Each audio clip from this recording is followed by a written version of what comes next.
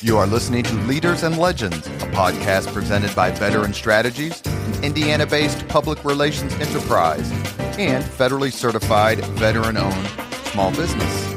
I'm your host, Robert Bain, along with our producer, Chris Spangle. Our podcast is featured on the All Indiana Podcast Network in partnership with Wish TV. You may find Leaders and Legends at allindianapodcastnetwork.com. Thinking of starting a podcast or need to host a public meeting? Let Leaders and Legends, LLC be your partner as you look for new ways to communicate your message. Please contact us at chris@leadersandlegends.net.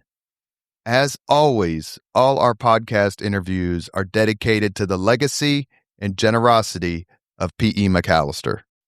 Our guest today has talked to more leaders and legends than probably anyone who's ever been on this podcast, and that is the much-beloved, sweet-coiffed Dave Calabro. Thank you, sir, for coming on the podcast.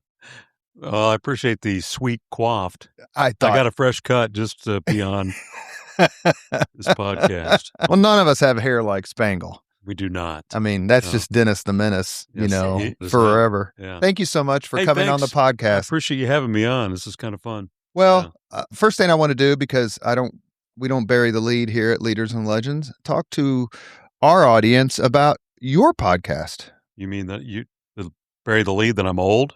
A little bit older than me. No, so I retired from Channel 13 about a year and a half ago, and I started this vision of being able to tell the stories behind the stories of all the crazy moments I've been in my life and my career. So it's called Playmakers with Dave Calabro, and it's just behind the scenes.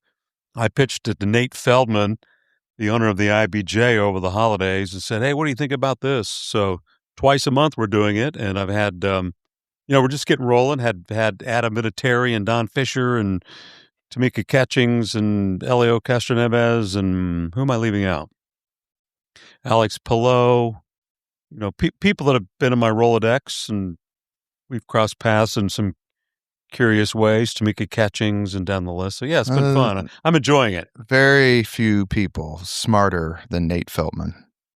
Amazing guy. Incredible I didn't guy. realize how much impact he's had on our city and the state. And he's really invested in the city in a way. I hate to say he didn't have to, because he could do a million things. But what they're doing with the IBJ is really impressive. And, I've been an IBJ reader for a million years. I say reader because I'm old, not digital. Handheld paper reader, I don't understand. You don't understand that, do you? You're born in 61? 62. Who won the race in 62? Roger Ward, of course. I was talking yesterday, having lunch with Mr. Bill Benner. You did? Told Bill me Benner? to tell you hello. Hi, Bill Benner. Yeah, he's old like me. He's talking about how his favorite driver was Parnelli Jones. What a legend he was. We lost Parnelli. I brought an old book along because Chris was asking me about meeting Rupert. Are you still flacking for Rupert after all these years? Yeah. For Ballard? For free. There's Mary Holman George, Rupert. Yeah. You grew up at a time where you'd have to say the Indianapolis sports scene wasn't exactly popping. When I was a kid? No. We had the Pacers make a run the ABA days. Everybody knows about that. But you were born in 62. I was born in 67. I've said on this podcast many times, the only reason I ever came downtown as a kid was to watch Dick the Bruiser. Yes. And Ernie the Big Cat Lad. Yeah, and go to Ayers and go to the tea room and ride the train, and then Mom and Dad, time to leave. So how did sports wasn't really big on television. It was, but not nearly to the extent it is today. How did the sports bug bite you? My family, we were a baseball family. My oldest brother, I have two brothers. My oldest brother, Kevin, was a radio junkie, and he loved to listen to radio voices. So we would drive at night on family vacations so we could listen to all the Clear Channel stations, and I kind of became enamored with radio. And I was playing baseball and tennis and cross country at Ben Davis and started playing on the radio at WBDG, the voice of the Giants.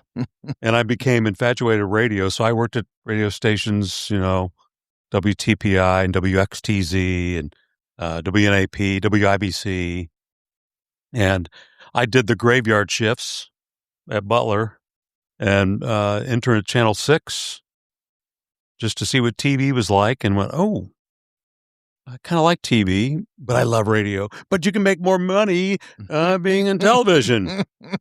So I went the TV route. I met a guy named Hilliard Gates. From Fort Wayne, Indiana. Great voice. Met him at the track one day with Tom Carnegie. And, he was saying that he was talking about how they were looking for a new reporter in Fort Wayne, and I was about ready to graduate from Butler. So I went to the press room, typed up a little cover sheet, handed it to him with my tape from Channel 6 with 3 horrible stories on it. And 3 months later, I got hired in Fort Wayne to do television. Didn't know what I was doing. Still don't know what I'm doing. And that kind of got me he was in the middle of shooting a movie called Hoosiers with Tom Carnegie. He kept missing work to do I got to go work on this show called Hoosiers. So that was kind of fun. So you graduated from Butler in 85? 85 and a half. I skipped my math final my senior year to go work at the track because I had an offer to work on the PA. So I flunked my math for morons class. True story. And you had to take it again? I had to take it again in the summertime. Were you there about the same time that Halverson was there? Maybe a few years before? Drinking coffee. I think Eric Halverson, the former Wish TV. I think he was after me or before me. A little older than me. Yeah. But yeah, Butler had a great radio program. And that was kind of the training ground for everybody who got in broadcasting locally. So I did that, and it was just wonderful. I enjoyed my days at Butler. But yeah, I was a radio geek and just started kind of chasing my dreams of finding a way to make a living out of it. A few days ago, we interviewed Mike Ahern, Jim Show and I did. We were talking about it before we hit record, and we talked to him about radio because that's kind of where he got his start. And he was actually very kind of pointed in his comments, and I'll ask you the same thing. Does the demise of radio bother you? It does. The whole broadcast industry right now is really, the way it's changed so much.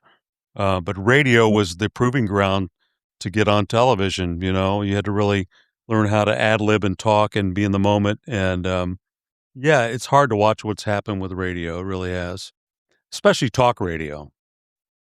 I just political or sports. Both.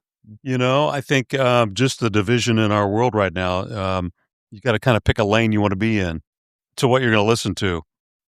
What information. It used to be you were just unbiased, and that's how I grew up as an unbiased observant. I was to stand back in the corner, observe, and now it is, hey, can I get a selfie with you? Can I somehow, make $1 off of you or get some publicity off of you? That's not how I grew up. Is it fair to say that, for better or worse, social media has replaced radio in a lot of ways? Yeah, unfortunately, yeah. I think so. It's just tough to watch it all play out because everybody wants attention now. And for the record, I'm not doing a podcast for attention. It's just I wanted that creative outlet is why I'm doing it. Social media neutral, and it just kind of depends on who's behind it. Some accounts are fun. I mean, but we had Bob Ryan on the podcast. His Twitter account or X account is great. There are other sports characters or sports journalists who's, all caps all the time. Is that what kind of bothers you? Yeah, I want to report that. I want the facts, really. I don't really want opinion. Maybe it's because I'm old. When I go to Twitter, I want to get the facts on a story, or maybe a line or two about something behind the scenes. But yeah, it's become so divided instead of something that brings us all together. It's hard. Central Indiana. Wish TV is now live on YouTube TV and Hulu Live, offering more hours of local programming than any other station. Search for Wish TV or look for CW8 on both YouTube TV and Hulu Live to find us. Watch local news, sports, and lifestyle shows live from Wish TV. You can still catch Wish TV free over the air or stream it live on wishtv.com and on the free Wish TV mobile apps. Wish TV, available in more places for the latest news, weather, and sports. Do you find that sports brings people together? I think we still have that commonality, like the Indy 500. I think we all come together, and it's We're all about that moment and the time and place, and put your differences beside, other than the fact that I want Elio to win or I want Polo to win, that sort of thing. What's the first sports event you remember? Oh, that's a great question. First sports event. You mean as a fan? Yes, sir. Probably going to the Indianapolis Indians games, maybe. That was a big part of my life because it was easy and local. West Side guy. You're an East Side guy. We had the speed drum. Can't believe it. So we go to Indians games. I remember going to the race in 1969. Mario won. That's your first race? Mm-hmm. I used to go for practice all the time after school because it was go to White Castle, get some sliders. Not Mug and Bun? Well, we could do that too, but that was more expensive. That was like a big treat to go Mug and Bun, man. That's big money right there. So go to White Castle, get some sliders, go into the track because White Castle was right there at 16th of Georgetown. Yeah. We're going to talk a lot about the race. We were talking about it a little bit before, but I definitely want to mention the race used to be the whole month. Yeah. Oh, Lord. Do you miss that? I do. It's 13 days now on track. Used to be, gosh, we would go the whole month. Practice for 2 weeks, 4 days. Whole day would have 300,000 people in it. We'd have 4 days of qualifying. Yeah. And, packed house for qualifying days. Yeah, it's different. Everybody, attention span is so divided anymore. To spend an entire day doing something is a big ask, I think. But, race day's still the buzz. Carb day's still the buzz. But yeah, it's totally different now. Yeah. Before we move on, because this is the question I've asked other people, Johnny Rutherford Allenser Jr., leadership. The leadership out at the track is maybe the greatest collection of visionary, smart leaders in one place that I've ever seen in Indianapolis in my lifetime. And the Colts have great people. Pete Ward is off the charts. Yeah. The Pacers, Mel Raines, obviously, Jim Morris. So we're not sliding anyone. But when your organization has Roger Penske, Mark Miles, Allison Langdon, and Doug Bowles, I just don't know how you get better than that. What's your impression sort of how the new leadership has changed it? It is, yes, it's a all-star cast of characters, and they love that place, and they are so committed. And they love all their employees down to the part-time guys like me. I watched Roger Penske one day, a couple years ago. There was a sign, middle of spring, sign outside the media room was being adjusted. There was a guy up on a ladder working on it. It was him. You're kidding. No. And I walked up. I said, "Hey, RP, hey, Dave, this sign." And I'm like, "What are you doing on a ladder?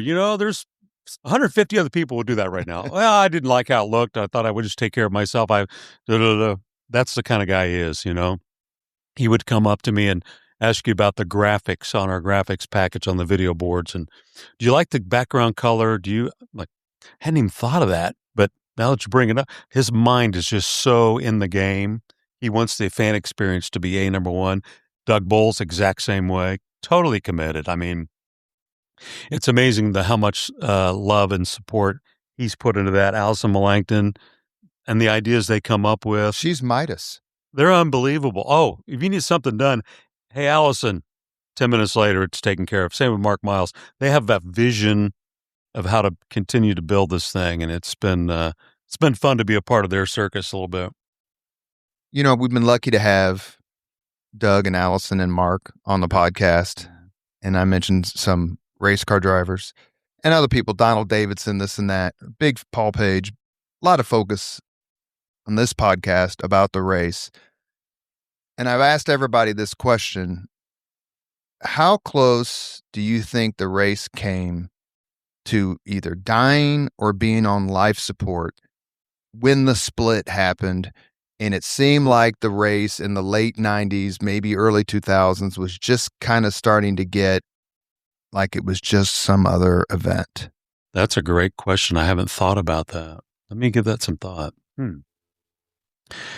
So I was in the middle of all that, announcing and covering the split, and the crowds were still, we still had a decent crowd, but it was a very easy ticket.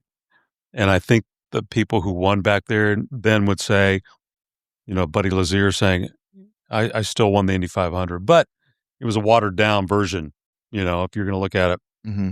I'm not sure it was ever that close. I thought you were going to go back to the early days when Tony Holman bought the place, when there were, Tom Carnegie tell me there were trees and shrubs growing up in the turns, and Wilbur Shaw going to Tony Holman saying, hey, we got to save this proving ground. Mm-hmm. That was really close. But the split was painful, and I think it set this sport back, and it made NASCAR just take off because the Jeff Gordons and the Tony Stewarts and the go down the list of guys that probably would have been an open wheel didn't come this way. They went to NASCAR, and as they say, the rest is history. Well, one of the reasons why, besides the fact that it's just manifestly obvious to anyone who doesn't have a particular agenda, the Penske, Miles, Bowles, Melangton leadership team has been so successful is I have a 25-year-old son who has been addicted to the 500 since he was preteen, loves going out there, loves the race, loves the concerts. And I've told every one of them and a lot of others, I know you're succeeding because my son just eats it up every May. And if that's the demographic you're targeting, who's going to love the race from age 15 to age 85, you've succeeded. Did he discover that by going to the snake pit when he was younger in his early 20s, or did you introduce him to it? He got introduced to the race through the fact that my brother, who just retired as an airline pilot, is a big gearhead. And so do you remember the name Scott Remke? Yeah. So Scott Remke went to Cena and graduated from Howe. He and my brother were in the same class, and they would skip school the entire month of May to go out to the track. And Remke went on to go, work for racing teams. I've got a picture of him in Victory Lane with Buddy Rice and David Letterman and that's all those guys. We had a big storm that year. We did the victory celebration underneath the tower. But that's how I was. I got the bug early on, and when I was doing radio at Ben Davis, after school we would go out and do broadcasts and do live reports on the radio station, and that kind of became my pathway. But if you can attract that younger audience, like the Snake Pit hook with the concerts and these EDM people that Carb Day, the way they've changed Carb Day. Carb Day is totally different. But to get people in the door, they would normally want to go to a racetrack, and then they go, wow. Then you grow up and you go, oh, I actually want to watch the race. You are listening to the Leaders and Legends podcast. Our guest today, Dave Calabro, his latest triumph, the IBJ Media podcast, Playmakers with Dave Calabro. His golden voice. Wow. Can be heard. This was written, I pulled this from your bio, so someone wrote this for you. Dave's golden voice can be heard at the Indianapolis Motor Speedway, where he has worked as a track announcer since 1985. I don't think that's been rewritten since I joined Channel 13 in 1992. But that's why I kept it. Go ahead. It works. 1985, Danny Sullivan. Does it say I still do the Sports Jam on there? And, something about Sports Jam and a helicopter on Friday nights. Operation Football. An avid racing fan, Calabro practically grew up at the Speedway and currently provides some of the most thorough, insightful coverage found anywhere. Wow. Still. Dave joined Eyewitness News in May 1992 as a weekend sports anchor. Before coming to WTHR, he worked for 5 years at WDTN TV in Dayton, Ohio, where he covered the Bengals and Reds baseball. There you go. Big Reds fan. Pete Rose banned from baseball. I was there. Go ahead. Did you read his article? Did you read that biography that just came out about him a couple years ago? I need to. The author was on my podcast. It's a fabulous book, especially the gambling part. He really dives into that. I need to check that out. Talking on air is the only job he's ever had. Is that true? I trimmed bushes in high school. For a West Sider, that's skilled labor. That was a pretty good job.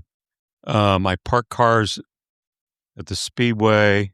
I was a skate guard at the Pepsi Coliseum when Mike Pence and his wife used to come skating all the time, and I'd have to tell him to quit holding hands during open skate. That became a political commercial, remember? What else did I... I literally have had no other work experience. Isn't that frightening? What's the first sporting event you remember seeing on television? Probably the Pacers ABA days. I would say that's probably it. But I do remember Dick the Bruiser wrestling, like you were talking about. I got to meet him when I worked at interned at Channel 6 with Tom Carnegie. That was a pretty funny moment. But Sam Menaker, yeah. And then my brother, you're making me laugh. I got to meet Sammy Terry and remember the Spider. All those Channel 4 people, George. Yeah. Spider Cowboy George. Bob, all those people. So, yeah, I'm about as local as it comes. But, yeah, I kind of got into the broadcasting radio thing. I worked at WNON Lebanon when I was in a junior in high school. They needed a guy to work the 4 a.m. to 7 a.m. shift on Saturday mornings. So I'd go up there and play records, and here's your weather forecast, WNON radio. And then, and then I went to Butler. A buddy of mine had a DJ business, and I bought it from him. So then I started DJing sorority and frat parties at Purdue and IU, and see there that? You go, man. You got my it. notes, music, DJ. They come straight from Anne Marie too. Yeah, man. Straight. So that was fun. So yeah, I was a radio geek, like I said. I was, hooking up microphones and how do we create War of the Worlds and all the sound they did. And a guy named Scott Hoke, who's a broadcaster in town. Yeah. And Kevin Gregory and Bob Gregory lived down the street from us. His kids went to my dad's school. So yeah, I was just kind of like a radio geek. Do you know I have a historical connection with Bob Gregory? Didn't know that? First person ever to successfully answer the Dean's question on the Brain Game. Oh, is that right? That's correct. Wow, that's a big deal. October of 82. So when anyone asks me what my best athletic achievement is, that's what I tell them. And they said, so you basically didn't date anyone. I'm like, no, it didn't work. Yeah, as David Letterman said I heard him on a podcast, he said, I was a knucklehead growing up, but I never got arrested. And I said, that kind of describes me. I was a class president, class clown, class ringleader of mischievousness would be a really good title for me. I was the guy that they'd plant an idea in my brain and then I would kind of carry it out. Like I shouldn't admit this. My senior year, we decided we were going to prank the school. So we got 200 for sale signs. 200. Put them in front of the school. And then we got a porta toilet and we put it in the principal's parking spot upside down. And another buddy had, I shouldn't admit this, had super glue guns that his dad had a hardware store. So we super glued the doors and then we turned a greased piglet loose in the school. Should I admit that? Is there can I? You have to talk to Spangle. Is that bad? Yeah, I might not be in the Ben Davis Hall of Fame, but they find out about that. I've said this. So then the principal comes to me at the morning of the senior breakfast. I have to give a speech and says, I know exactly what you guys did. And my dad was an elementary principal. He says, so here's the deal. You can go tell your father what has happened and we'll deal with it. Or you can tell me you didn't do it and you'll pay the price. So I took option number one and went to my old man and said, hey, I got to come clean here. So we went and cleaned up everything. It's senior day. We went and cleaned it all up and made good on everything. So you were sort of Spicoli-esque? I was the ringleader. I have to admit, I was the guy that, Calabro, what if we did this? That's kind of a good idea. I will say with my job, I learned that brand of asking people to do things and to, go, hey, Roger Penske, would you do a call the Penske Perspective on Channel 13 and we'll pay you $10,000 a year for your favorite charity. I didn't have $10,000. I just was seeing how he would respond. Next thing you know, we had billboards around town. Never once asked for a penny. We did the Penske Perspective for like 4 years. Same with Danica Patrick. I did the same thing with her. We had a relationship before she even got to Indy. I got to know her as a young driver and said, hey, if you need any PR help or media help. And she remembered that. We had her on Channel 13 for 5 years for free. And all the other stations were like, oh, Channel 13's paying to have these drivers on. I'm like, no, it's about relationships and, forming a relationship with somebody. Did you ever want to, you said you were there for a minute. Did you ever want to work at 6, especially since Tom Carnegie was such a fixture there? I did. That was kind of my dream, was to work at 6. I really wanted to be a network news anchor.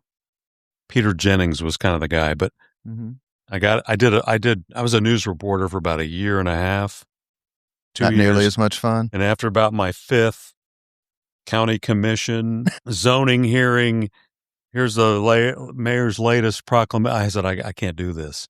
So when I was in Dayton, Ohio, they needed a fill-in sports guy, and the news director called me and said, hey, your personality's really not news guy. I'm like, yeah, you're probably right. So I started dabbling in sports and met Paul Brown, the owner of the Bengals, and said, hey, Mr. Brown, can we fly on your plane to every game?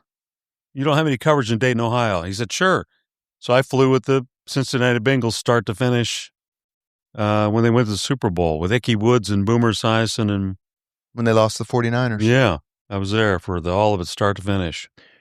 And you've said something, you've mentioned this, you haven't mentioned it, but you've talked about it in a way like, hey, just how about, hey, why don't we? Yep. And then when I was doing some reading about you to prepare for today, you said something in these interviews, you said it today, that Chris Spangle, who I love, and I wouldn't have this podcast without him, said when I was just getting the idea through Rachel Coverdale.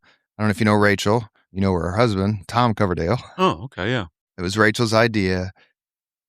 And Chris said, Robert, just ask. All they can do is say no. Man, I'm telling you what. And I've never forgotten that. And I've been told no a few times, mostly by Dave Calabro until today. But you're listening to you kind of just cast a line. Boom. That's what you have to do. You do. I tell young kids anymore, I got more things done and I accomplished more things by just having the courage and the courtesy to approach someone on the human level and go, hey, here's what I'm thinking. Would you, could it be possible? And like you, I've been told by many people no, but I got a lot of fun yeses too. I was at the Olympics in Russia. This is a funny story. And it was my day off. And when you're at the Olympics, you work like, you're there for like 30 days and you work 29 and a half of them. So, and I had a half day off and went down to the Black Sea, and I was having a beer and a sandwich. Had my credentials because I was kind of in an area and I walked by this place and there was a little restaurant that had been built on the walkway. I wasn't there 2 days prior to that. I'm like, that's pretty wild. They just built a little coffee shop and really nice people dressed in there. Cute little family having lunch. I'm like, that's kind of interesting. That wasn't there 2 days ago. Anyway, I'm on the beach having a beer and a sandwich. A little boy wipes out on his bike. I raised 2 boys. The little boy's crying. I had a towel. I helped dab his knee up. Next thing you know, I've got 3 guys in suits talking in their sleeves in Russian. And I'm like, what is happening here? I was right in front of that little restaurant, and they helped the little boy, and mom was there. And I said, what's going on? Am I in not a secure area? And that guy says, you need to leave. You need to leave. And I, of course, being Dave, why do I need to leave? I got credentials. Is there something? Is this dangerous? No, it's not dangerous. You need to leave. And they were clearing the beach out. And I said, well, what's happening? He says, Putin come. I said, the president, Vladimir Putin's coming here to this little restaurant that wasn't here 2 days ago. Yep. And so now I'm like, I got to be a part of this. So I said, American journalist, and I have my phone. One picture? Can I get one picture? And so he talking to his buddies, and I realize there's guys on the rooftop. I'm in the middle of this little area. There's nobody else around. So I keep he says, sit tight. So 20 minutes later, I said, hey, can I stay or not? I said, USA is about to kick Russia's ass in hockey. I need to go to the game. Is he coming or not? I said this to the guy, and the guy just starts laughing at me. I'm like, I'm either going to get arrested or kicked out. And so he, whoa. So, and you can hear all these people laughing, right? Mm-hmm. So I've kind of humanized the moment that I'm just some goofy American journalist. So he says, stand right here. So long story short, 20 minutes later, Russia won. TV's controlled by the government. Russia 1 shows up, prim and proper news anchor, photographer, very well dressed. Russia 2 shows up, kind of okay. Russia 3 shows up. They're kind of like the high school version. And so I stand there, and sure enough, here comes Vladimir Putin walking up with the president of the IOC to come to this little makeshift for a photo op. And I'm Russia 4. I've got my camera and I'm shooting video, and I fire, hey, I don't know, I ask him a couple of questions, and I do the old selfie, for the promotional shot. And so I go back to my buddy and say, hey, we got to put together a story. I shot a story off my phone, and all because I was like, hey, would I? But yeah, I've done that with, I don't know, George Harrison of the Beatles, and you go down the list of President Bush, and Bill Clinton was at the track, and go down the list of, celebrities that have been there, and you just go up to them on a human level. Hey, you got a minute? John Travolta, can I talk to you real quick? So that was probably the thing I enjoyed most about my career. When they started saying yes instead of no, did that make you like, okay, I've made it? I'm an established figure here who needs to be respected. I give a lot. Yeah. It's not that big a deal for me to ask. And the fact that these folks are saying yes, I always say the best way to get great podcast guests is to get great podcast guests. Yeah, I know. Yeah. You just keep asking. And I always felt like I had to prove myself always in my business. Always. Every time I'd get some exclusive or, Peyton Manning's a good example. I had a relationship with him, and he was going to the Hall of Fame, and I sent a text saying, hey, a year in advance, I knew he was going to the Hall of Fame. I really need to get some FaceTime with him with Channel 13. Give me 20 minutes. Talk about all things. Never heard from him. In Washington, D.C., visiting my kids, get a text on a Sunday morning saying, hey, I'll do a Zoom with you. And I fired back, hey, we go way back, way too long. I'm not doing a freaking Zoom with you. That was my response. 20 minutes later, he says, okay, meet me in New Orleans. We'll go to my high school, and you can set up in the high school gym. We'll do so literally 4 days later, I flew down to New Orleans and sat down and did this exclusive. He said, I got 10 minutes. We did probably 2 hours. It was awesome. Other sportscasters ever get jealous? I hope so. You know what I mean? Because in my day, if you weren't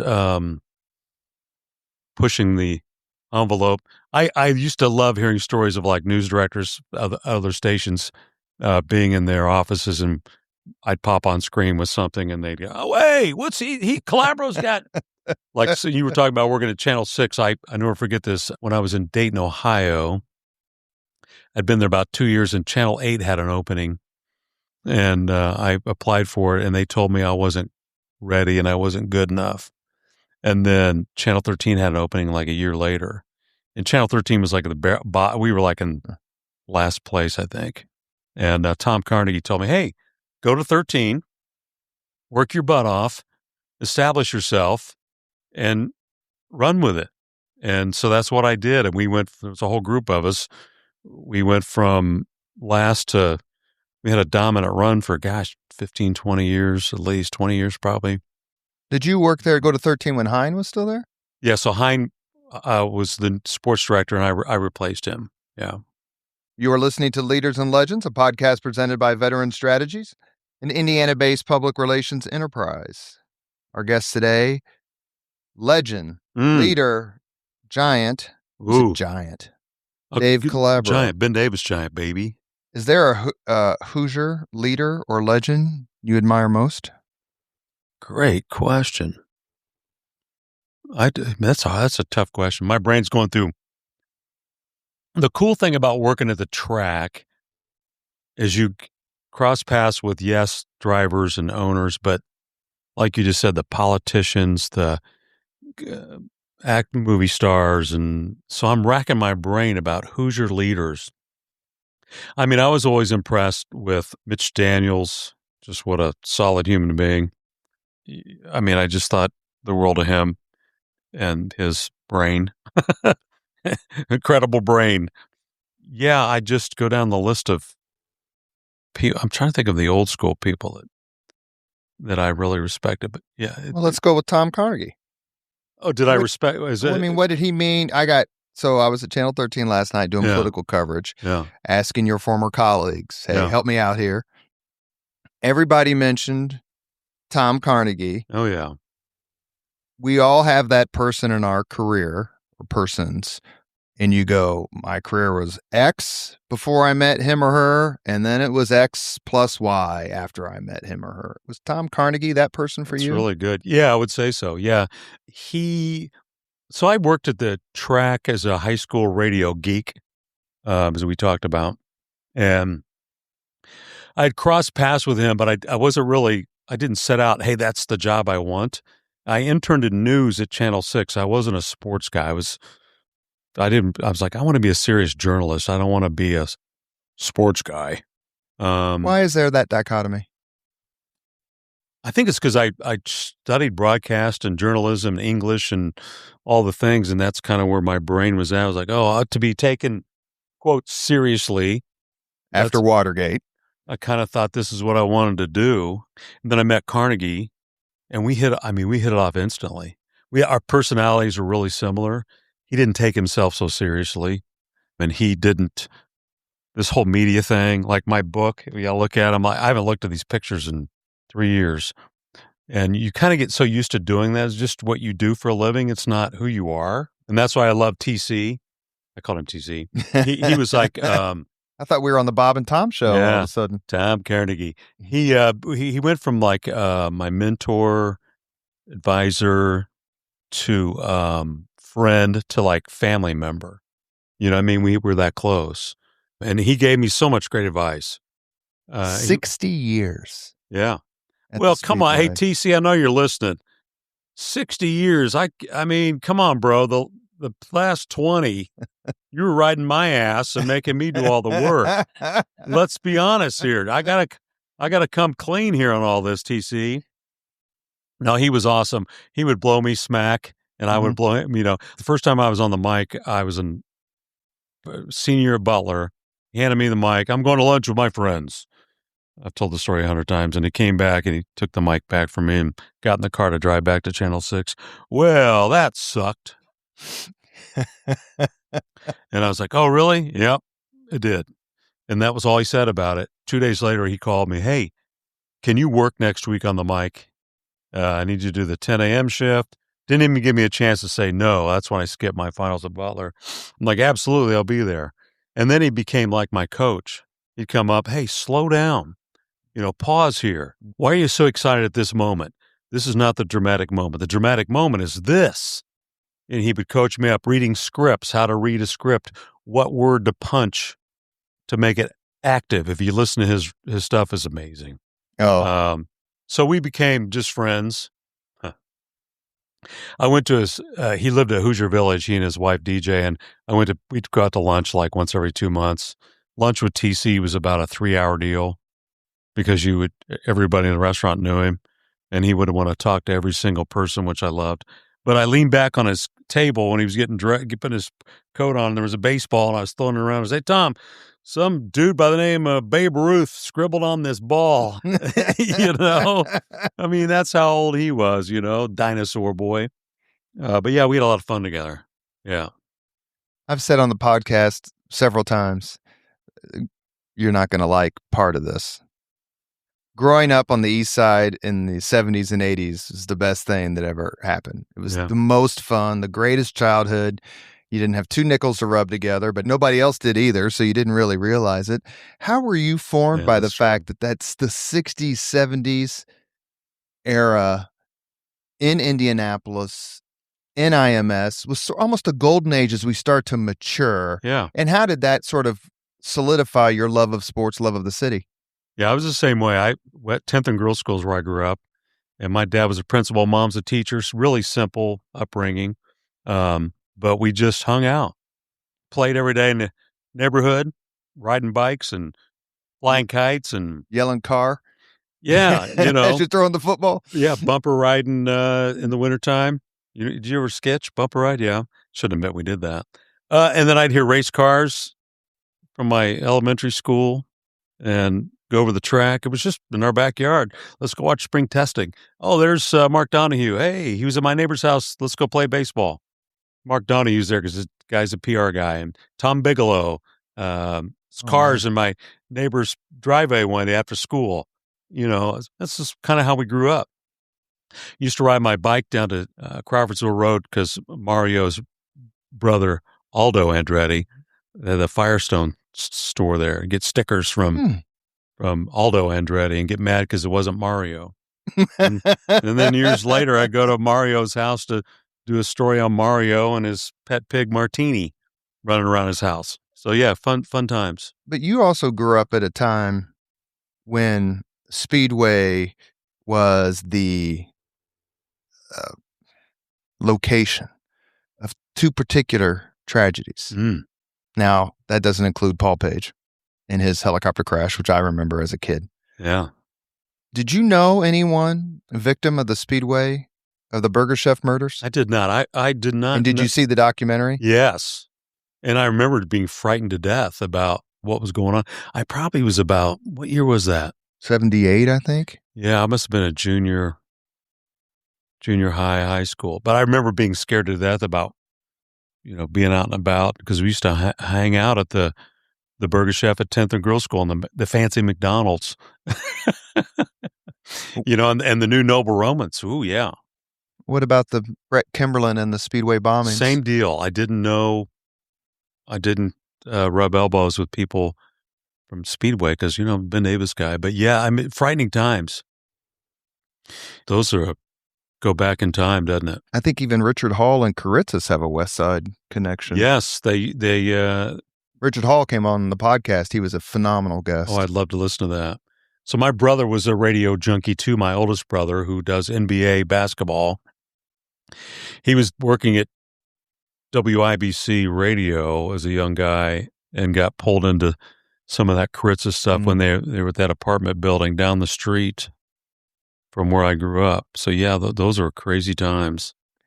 Who would you put on the Mount Rushmore of Indianapolis sports figures in your career? I would be first. You would be first. Dave First. Dave First. And one of my good friends. Who would I put on the Mount Rushmore?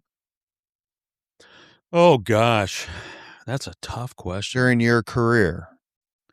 Of guys that I respected, you mean, as in? Who are your Mount Rushmore? Carnegie did so much with Indiana high school basketball and the Indy 500 for a million years. He's up there. Don Hine was instrumental in helping keep the Pacers here with Slick Leonard back in the day in the telethon.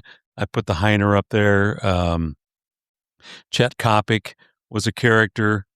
Gosh, Paul Page was pretty instrumental in some of the things he did. But yeah. Which WKRP in Cincinnati character do you identify with most? Oh, that's a funny question. Who's the guy who was, I didn't really watch that show. Who's the guy that was always throwing stuff out of the helicopter, acting silly? That would be me. Since I flew around in a helicopter. God is my witness. Yeah, I flew around in a helicopter for 28 years. Yeah, I never tried to take myself too seriously, okay? I think you can get really caught up in all this media attention and you talking about a golden voice and it's just a job, man. We're not curing cancer. And I have a buddy who's a very successful surgeon, and he just retired when I did. And we'd get together for dinner. And I said, "What'd you do today?" And he go, "Oh, man, I had 5 surgeries, and I had saved this lady's life." And I'm like, "What?" He go, "What'd you do?" "Oh, I was at Western Boone High School, and I threw out T-shirts, and I had a pie eating contest, and then I interviewed the football coach, and then I went to dinner." Did you ever have chances to go? Your career basically tracks the explosion of ESPN, which has got a Howe grad as one of its top executives, Jill Fredrickson. Yeah.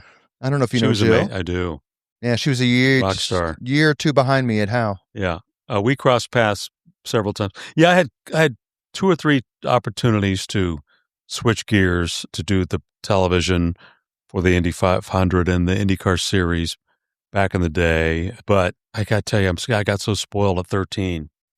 I tell people I my job was kind of like going to the ice cream store, and I could get any kind of ice cream I wanted.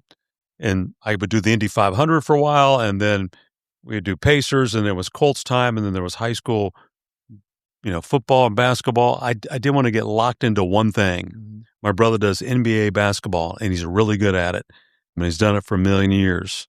I'd go crazy if I had to cover the same sport year-round. So that never interested me to do that. And doing the network anchoring, again, they're like, hey, we love you. You'd be awesome. We're going to give you a 1-year contract. And, oh, by the way, we don't have a pension. I got spoiled by Channel 13. And the Wolf family that owned it in the glory days, who made it worth my while to stay here, and I could retire early. And so I never really, and I love Indianapolis. This is a great town. You're listening to the Leaders and Legends podcast. Our guest is the host of Playmakers with Dave Calabro. It is on the IBJ Media Network. Mr. Dave Calabro, you retired, but do you wish you had stayed a couple of years longer? Why? 16-0. Help me out. Indiana Hoosiers, 16-0. National champions in football. I enjoyed watching all of it on television. It was awesome. I saw Fred Glass earlier today at an event, and I'm like, can you believe it still? And he goes, never. Never. Same here. You covered those years. I go back to Bill Mallory, and Don Fisher and I did a segment. I've known Fish since I was in high school, and that poor guy did 1,000,001 football games that nobody cared about. Not to be He's mean. the one who needs the statue. I know. And to think what they were able to do, I loved watching it from my couch. People have no idea when you're covering major events like that, how it consumes your life professionally and personally. You just have to give everything up to, got to be there, got to be there, got to be there. You do the bull run, you don't know when it's going to stop. So then you think about being home and raising a family. My kids suffered enough that, giving up spring breaks for, yes, it's cool to be there, but man, when your kids are 10, 12, they're like, what now? You can't come again because of why? So, there's some sacrifice to all of this. And luckily my kids don't hate me after all these years because I try to make it a priority. I would get home for dinners, and if I were home, I would be home. I have to mention too, the phenomenon that is Caitlin Clark. Yeah. So I covered her being drafted. I was in the middle of all that. I was still around for that. So I went to Manhattan for the draft and watched the insanity of that. And she's a rock star. Did you read Christine Brennan's book on? I have not yet. Will be in town this weekend if you want to join us for dinner. Yeah, she'll be in town this weekend because her paperback book is out. I could tell that she was working that angle from the very beginning when Caitlin Clark was starting to... Well, since we're on the subject of sports, obviously, and Caitlin Clark, much of Christine's book, basically, its thesis is the WNBA doesn't have a clue what it has. Do you care to weigh in on the fact that, Caitlin Clark is kind of sui generis, her own phenomenon, and the WNBA just can't quite figure out? I think it's changed, though, in the past year. I think they've got the structure set up now for pay, and the promotion has changed. The way they treat women's sports has finally changed, which was needed. I mean, you'd go to, Tamika Catchings and I were talking about this when they won the title way back when, and how much it's changed in the way they treat all-star games. And it's kind of like March Madness.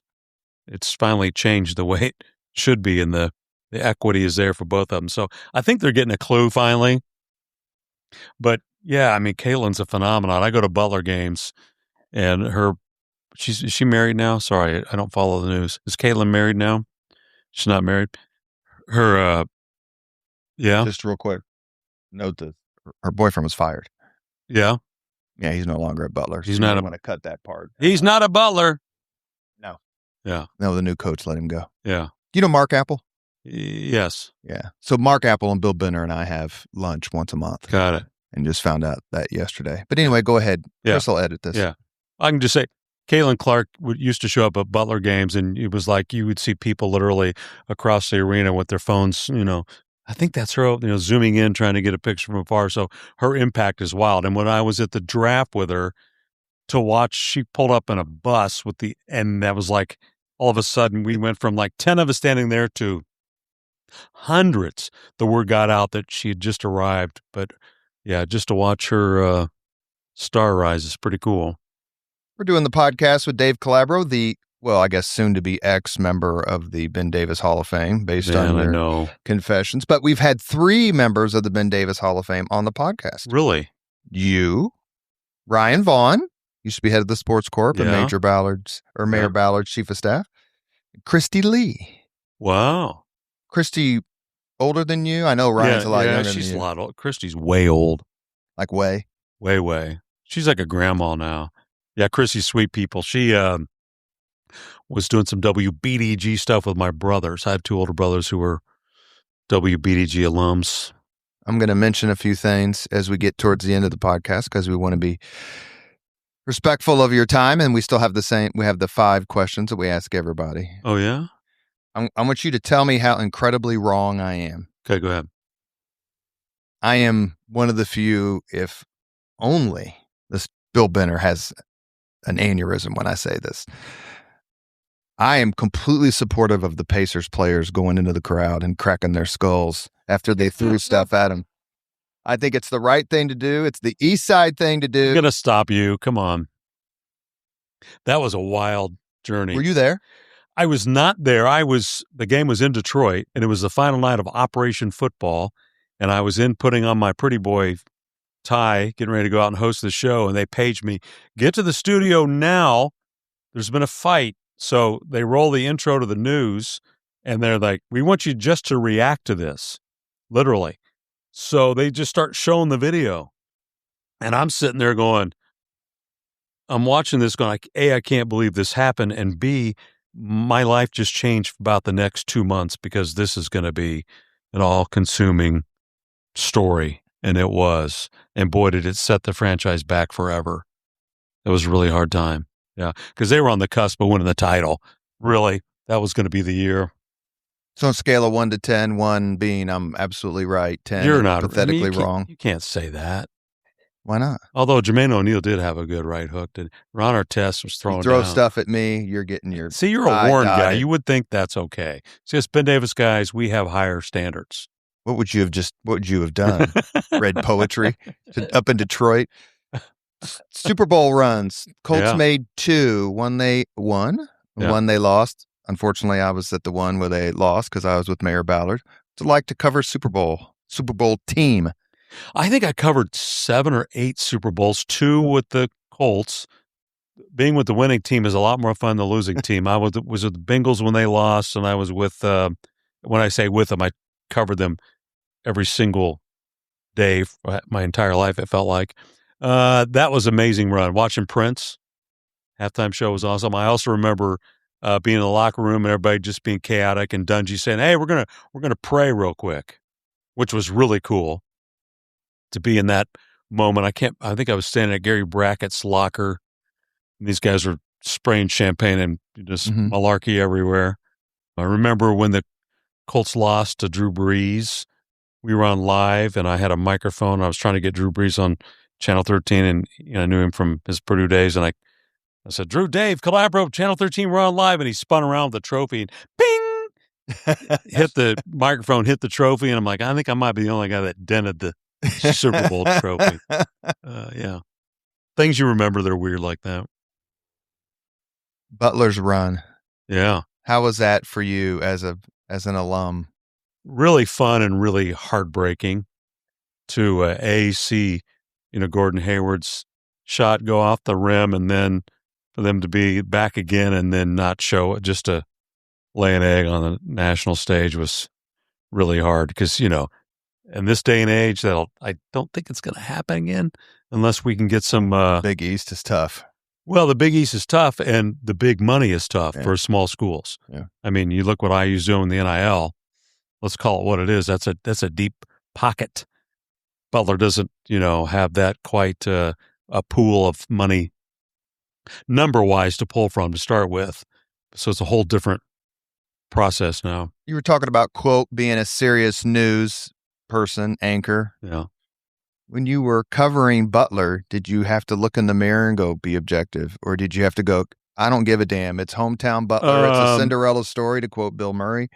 And you know what? I'm gonna tell this story. So we had those conversations, and I was objective until we got to, because everybody else was in rah-rah mode. I call it rah-rah. It's like what happens now is like the news anchors. IU's making a run, so look, we're going to wear red ties today, and she's got a red dress, which I think is... I don't think Angela Buckman wore it's kind of foolery for me. Crimson and cream. I've never gotten that, but that's just me being an old school guy. But yeah, so the final four, we're like, all right, you're a Butler guy. We want you to be a Butler guy because that's the emotion that people connect to when you're telling a story. So yeah, I was a Butler guy. The hardest thing was when Gordon Hayward shot, went off the rim. I was up in the what's that opening area there, Lucas Oil Stadium, and we were going to go in live, and I did an 1.5 hour live show up there about how they lost, which was really painful. It's like, okay, great. Let's go to the losing locker room now. How do you become a successful sports journalist in 2026 or in the 21st century without being loud? That's a great question. Yeah. I was listening to somebody call a race recently, and they screamed at me the whole time. And I was like, ooh, I can't listen to this. Again, I think it's all about trying to learn old school techniques of broadcasting. The way you drag out a word, you can find drama by the word you punch in a sentence. Don't make sense? Instead of just being loud and letting things breathe. No one lets anything breathe anymore. It's really difficult on NFL broadcasts. No offense, Tony Romo and some of those folks who have to fill every single second. It's like, no, it's okay for you to take a breath so the rest of us can process. Yeah.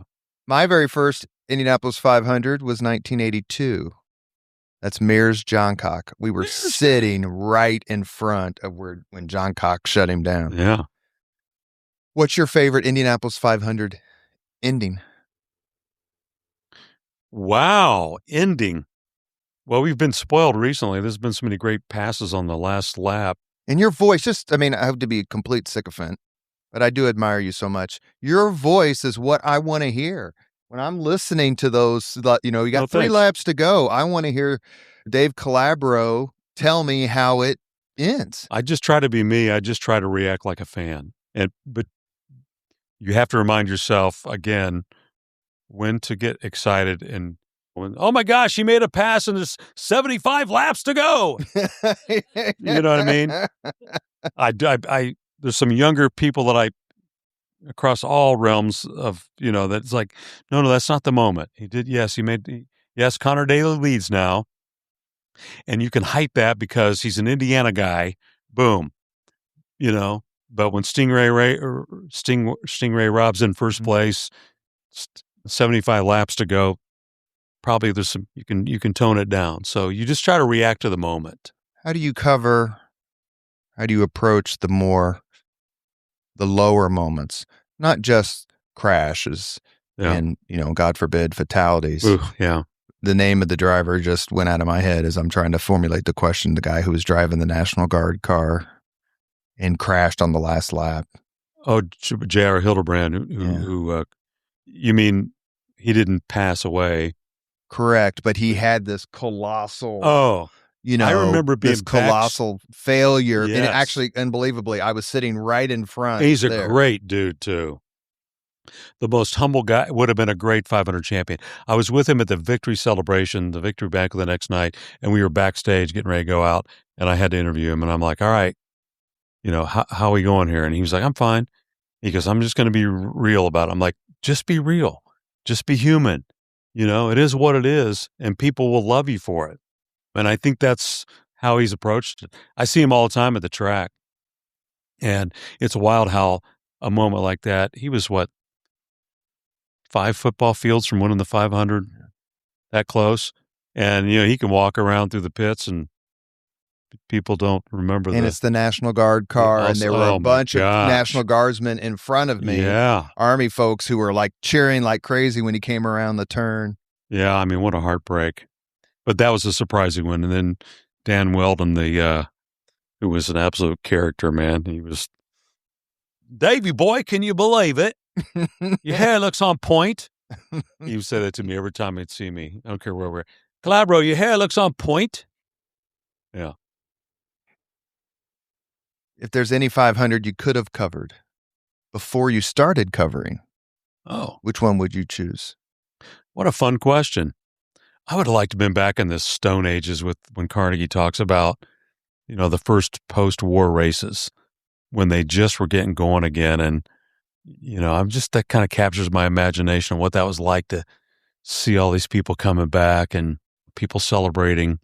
That would be kind of cool to go way, way back. I always think of Foyt and Sachs in 61. Yeah.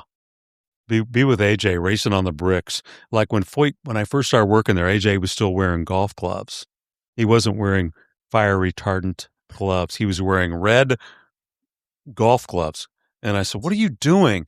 You're going to get burned.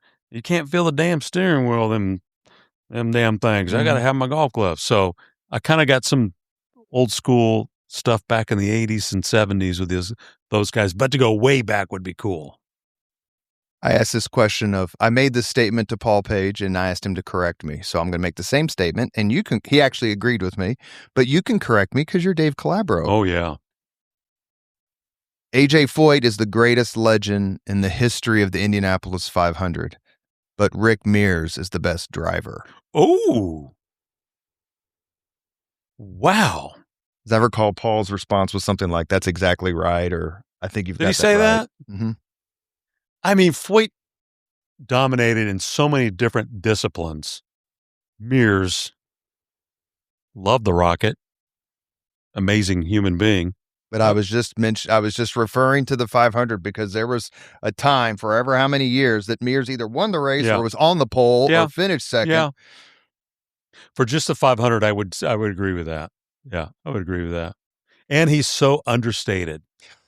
You know what I mean? His personality, if you ask him to do a podcast, he'd go, "What do I have to talk about? No one's going to listen. How about the records you broke, the 6 poles, the wins, the 4 wins, the time you flipped in turn 2, and go down the list of accomplishments." Have you ever done the 2-seater ride? I have. Have you done it, Spangler? Oh, Chris, you got to do it. It's amazing, isn't it? You really. I'll pitch in. Can you get in there? I think you can get in there. It was my son's high school graduation present. You're a good dad. And he said, "That's the greatest." I hope my boys don't hear this. He goes, "That's the greatest thing I've ever experienced by far." I have 2 sons, 33 and 31, and they are Indy 500 junkies. They come back every May. Are all things 500. They have not done that. I surprised my wife one time. My wife was a 1984 500 princess. And so she's experienced a lot of cool things at the track, but I surprised her one day and took her out and told her we were going to breakfast at the Speedway Motel, which really excited her. Classy. She's like, "Well, I'm a West Side guy, It's like, "Hey, honey, you want to go to the Speedway Motel?" And so I surprised her, and she did the 2-seater, and it was pretty cool. Yeah. If you could witness or cover any other sporting event in history, which one would you choose? Again, I'm trying to think what I haven't done that I would want to do. You talked about going way back. I asked this question of George Will, the political columnist. Yes. It took him 1/10 of a second to say Bill Mazeroski, 1961. Oh, there you go. I was a big Roberto Clemente fan of the Pittsburgh Pirates, really random.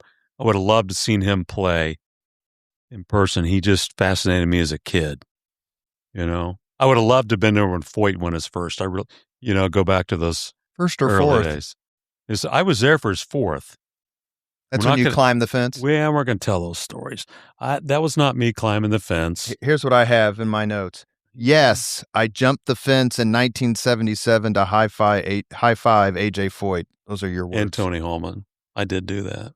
In the Oldsmobile. I know.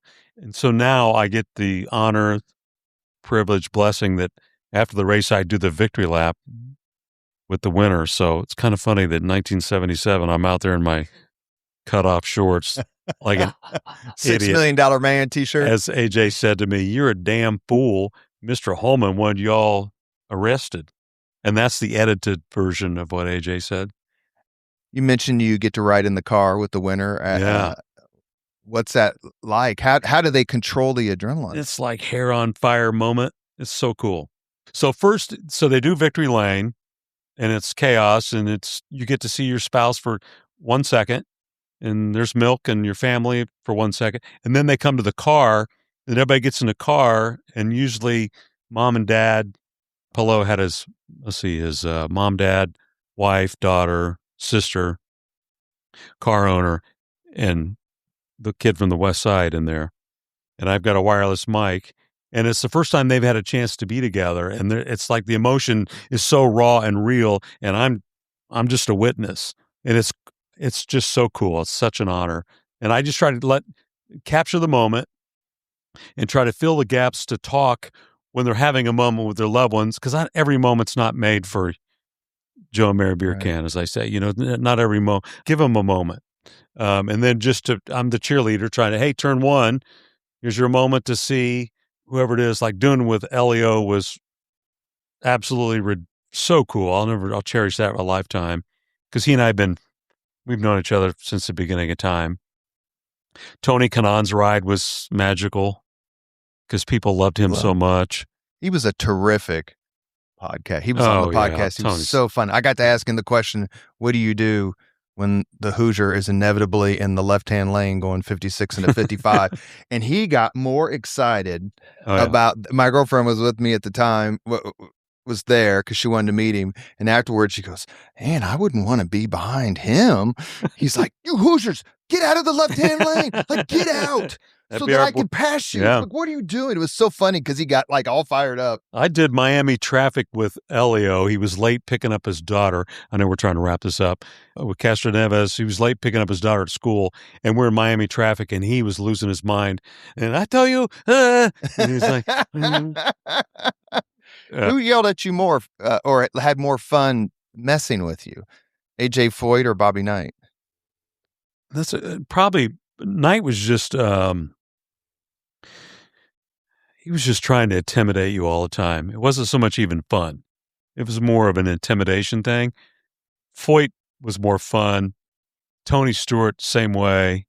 I put Tony's like the new Foyt kind of. But yeah, Foyt was he always called me easy, because I don't work for my damn money. Hey, easy. Last question before we get to the 5 questions as we wrap this up with the host of Playmakers with Dave Calabro, Mr. Wow. Dave Calabro. You may find it on IBJ Media, and that is, actually I have 2. One is, what's your favorite sports movie? And the second one is, what's it like hanging out at Jim Neighbor's house? I would go with Hoosiers. That came from Mr. Scott Swan. Yeah, I would go with Hoosiers, just because I know I was in the middle of Carnegie and Hilliard Gates, who were both in the movie, and it was filmed at Butler when I was at Butler, and I shouldn't admit this, but had a chance to. They've like, hey, you want to come have a bit part in this movie we're filming at Hinkle Fieldhouse? I'm like, no, I'm going to go to the Theta sorority dance, and why do I want to be a part of some movie thing? And Jim Neighbors became a dear friend. Not to carry on here, but went to Hawaii twice to do a shoot with him. The funniest was one year he was sick and he couldn't sing Back Home Again in Indiana. And so I got a call from the Speedway. Would I go facilitate this recording of Back Home Again in Indiana with Jim Neighbors in Hawaii?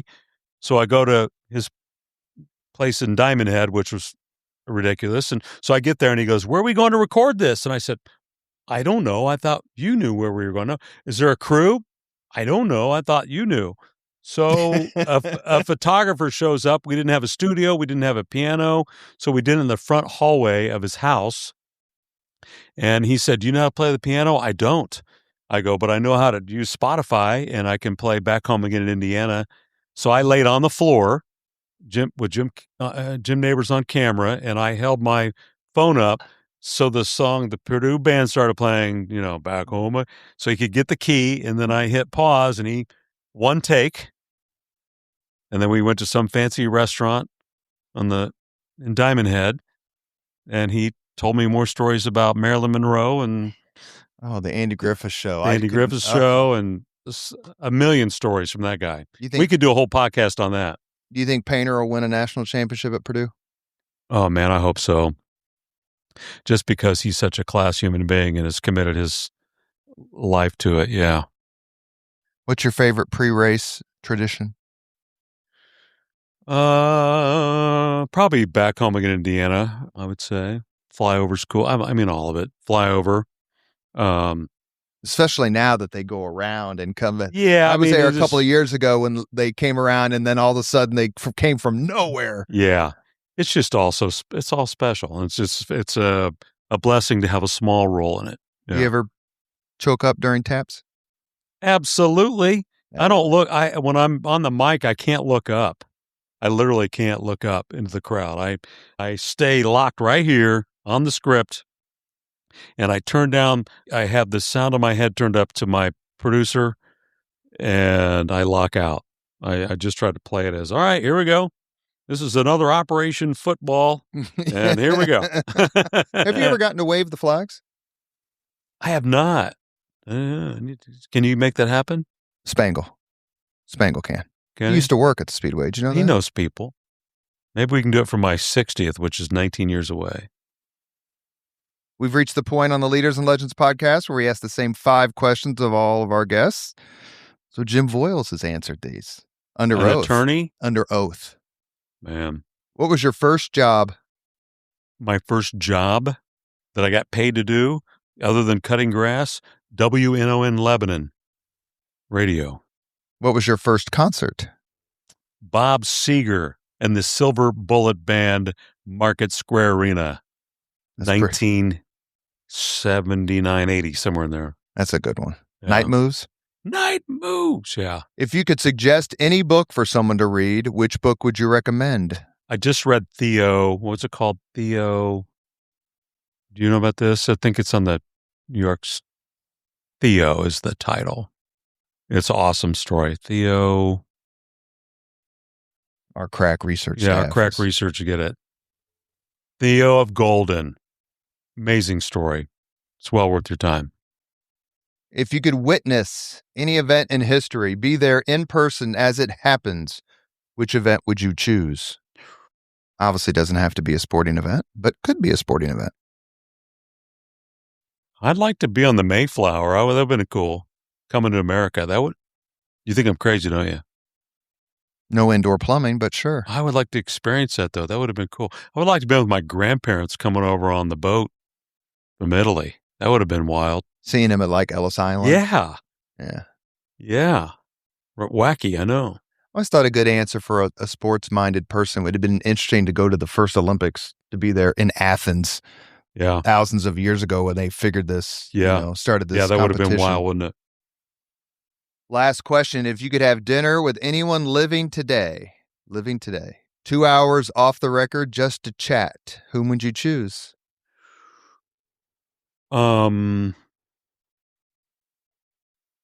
Somebody different, like Michael Jordan would be kind of cool to have, since I covered him, but I didn't really, he knew me as one of the guys in Indianapolis, but I didn't know him. That would have been a cool 2 hours to sit down with him and pick his brain on all things NBA and his hunger, his drive. I had a couple-minute conversation with him in 1988 at the Indianapolis airport. I was reading A Season on the Brink. I was in the Army. I was waiting to get picked up by a friend of mine. And he yells, "Is that a good book?" And I look, because, like they flew commercial, and they're just walking through the airport. And I looked up, and I was like, I just got done reading about the Olympic team. And he said, I don't have that book yet, but I need to read it. And I said, I got a feeling you'll like it. Yeah, I mean, all those guys were, back in the day. You were talking about the Olympics. Not to digress on your question, but Kobe Bryant would have been fascinating. I was at the London Olympics, and I got to shoot around early, And I, of course, snuck into the gym early and was sitting over in the corner, minding my own business, answering email, whatever. And Kobe got there early to shoot around, and LeBron and KD, Kevin Durant, they were all shooting around by the goal in front of me. And the ball rolled over, and I threw it to Kobe, and he said, "You mind rebounding?" So I literally rebounded for those three clowns for 20 minutes. And Did they not know who you were? No, I was just another reporter. Yeah. Covering the Olympics. They just knew I was some dude. And so I rebounded for those guys for like 20 minutes. So when you ask about having a meal with somebody like that, yeah. You have been listening to Leaders and Legends, a podcast presented by Veteran Strategies, an Indiana-based public relations enterprise. We are also a federally certified, veteran-owned small business, registered with the state of Indiana and the city of Indianapolis. As always, all our podcast interviews are dedicated to the legacy and generosity of P.E. McAllister, and I'm sure you know Chris, who's phenomenal. Our guest today, Dave Calabro. He is the host of Playmakers with Dave Calabro, a new podcast. It's part of the IBJ Media offering. You are busier than hell, even in retirement. Everybody, legitimately. I probably told 20, 25 people I was interviewing today. I'm not sure I've had such a universally warm reception when I've mentioned someone's name. Oh, he's great. Oh, he's so fun. Oh, he's so nice. You've made your mark in this city, in this market. Thank you so much for being on the podcast, and keep doing what you're doing, please. Well, what a blessing to do this. So thank you. And if you listen to all of this, I thank you. I can't believe someone would actually sit and want to hear all of my ramblings. It's May in Indianapolis. It's May. Let's go racing, baby. I'll be hanging out at the start-finish line. Come say hi. Thank you very much for listening to Leaders and Legends, brought to you by Veteran Strategies Incorporated. If you want to contact us about this program or our menu of public relations services, please send us an email at robert@veteranstrategies.com. That's robert@veteranstrategies.com.